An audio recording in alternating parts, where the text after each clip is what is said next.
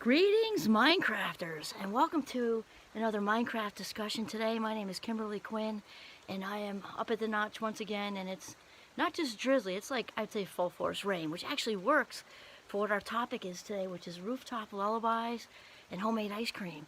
And you may chuckle at this. My brother-in-law actually makes fun of us for this, but my husband and I, in addition to watching I Love Lucy and some other good oldies, the Brady Bunch, everybody watches that. That's in our age range, I think.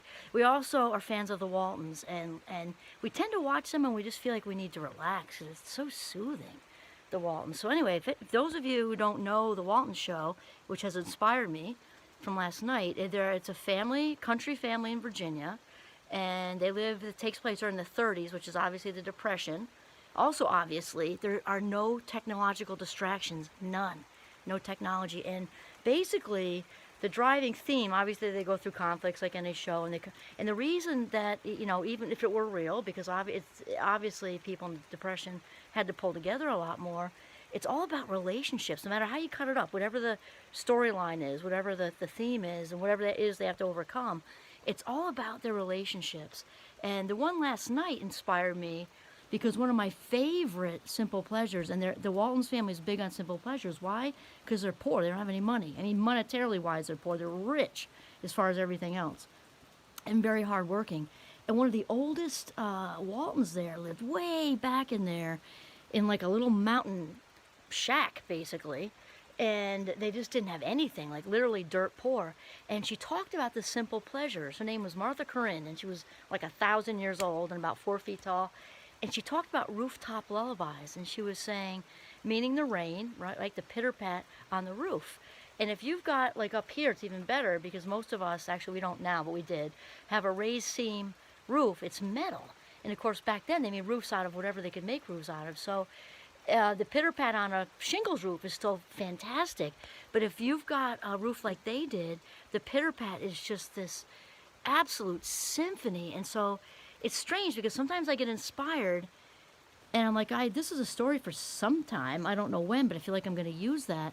And I just had to bring that up because it's so simple. It's not like a huge episode here, except that to embrace that stuff, because back in the 30s, it was probably so much easier for them to embrace that because they didn't have the overwhelming distractions that we do.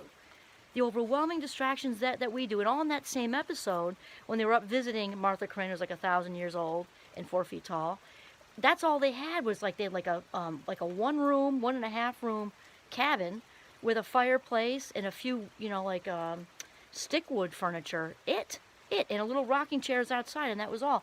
And so when the Walton kids came up there, she said, hand them three or four metal buckets and asked them to go pick the blackberries, and they could eat whatever she didn't use. So it shows them just so excited to go pick the blackberries, and they had to each their own bucket, and they're teasing the little ones because they're just purple and they're eating them all. And then when they come back, it shows the entire family in the house doing a different job with the homemade ice cream. So the cream and the big wooden churny thing with the handle, handle, and then it showed them each, when it was just about ready, they're crunching up the ice, and they put it like in between a sheet and hammered it to get it to be what we would just throw into a machine, and you could push. I know the one we had for a while, I just don't use those that much, it had like 8 buttons, chopped, diced, spliced, big chips, little chips, whatever. It was just a hammer on the sheet. They dumped it all in. Nobody was all flipped out about germs either. And then when they did it, out came this purple, completely organic, for lack of a better word, just natural ice cream. And it showed them all licking the piece that goes in the middle. It probably has a name. I don't know what it is. But the whole process took all day. If you think about when it started with the blackberries, the kids picking them, feeling useful, feeling a sense of purpose and meaning, also enjoying the simple pleasure of eating the berries, being with their siblings, being productive and useful, which was nice for their, I think, great aunt or son, I don't know what she was, Martha Corinne.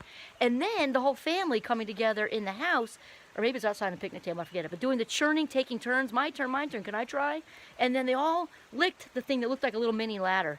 And they were all there. I'm thinking, there's an episode in this, because we need more group homemade ice cream doing which took, I meant, all day from start to finish, right? And then the results of it produced happy, happy purple faces. And then with the other thing, this is on the same show last night. I'm listening to it right now, if you can hear it behind me, the Rooftop Lullaby. And this is one of my favorite simple pleasures in the world. And so as soon as it gets warm enough in northern Vermont, I crank the windows open. The bird feeders are right outside, which is okay. I checked with the National Wildlife, and it's okay to have bird feeders out if you don't have domestic chickens as far as avian flu. Anyway, so the bird feeders are up to the songbirds, and at the same time, man, that we need more of this in 2022. We need more of this. Rooftop lullabies and homemade ice cream. This is Kimberly Quinn signing off from the rainy, very peaceful northern Vermont in the woods. Have a mindful day.